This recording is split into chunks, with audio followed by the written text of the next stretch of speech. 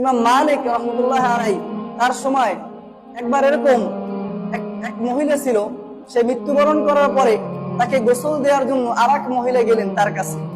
যাওয়ার পরে এখন ওই মহিলা যখন তাকে গোসল দিতেছে, গোসল দেওয়া শেষ হওয়ার পরে এবার তিনি তার রানের কাছে যখন হাত রাখছে, ওই মহিলার হাত সঙ্গে সঙ্গে ওই রানের সাথে লেগে গেছে। এখন সবাই চিন্তায় পড়ে গেছে যে এখন ওই মহিলার স্বামীর কাছে জিজ্ঞাসা করা হলো যে আপনার স্ত্রী কেমন ছিল, সে কি ভালো ছিল? এবার সে বললো যে আমার স্ত্রী ভালো ছিল।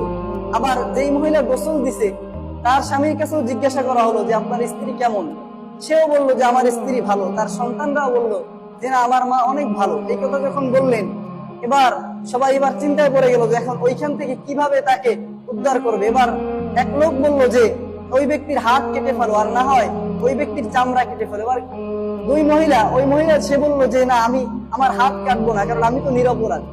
এ কথা যখন বললেন, এবার ওই যুগে বড় ইমাম ছিল, তার মাযহাবের যে ইমাম মালিক, ওই ব্যক্তি ইমাম মালিক ছিল মদিনায়।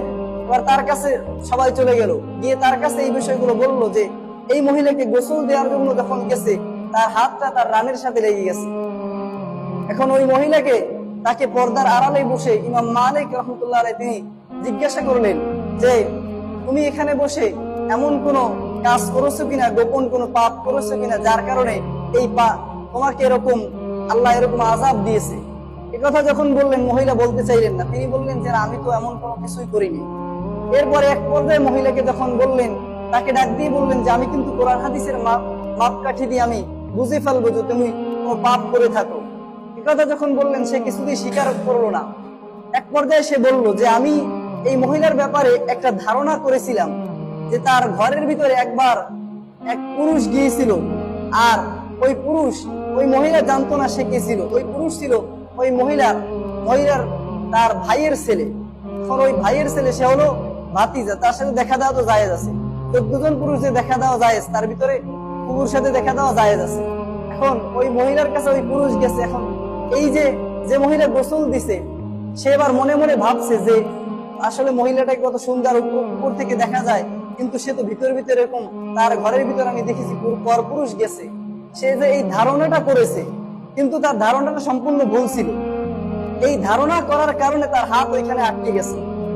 এবার ইমাম মালিক তিনি ডাক দিয়ে বললেন যে এখানে এর সমাধান হলো একটাই, যে এই মহিলাকে এখন আল্লাহ কোরআনে বলেছেন যে ধারণা যারা করবে, এরকম অপবাদ যারা দিবে কোন এমন নারীর ব্যাপারে যে ওই পাপ সে করে নাই, কিন্তু তার নামে অপবাদ দিলে তাকে 80টা বেত্রাঘাত করতে হবে।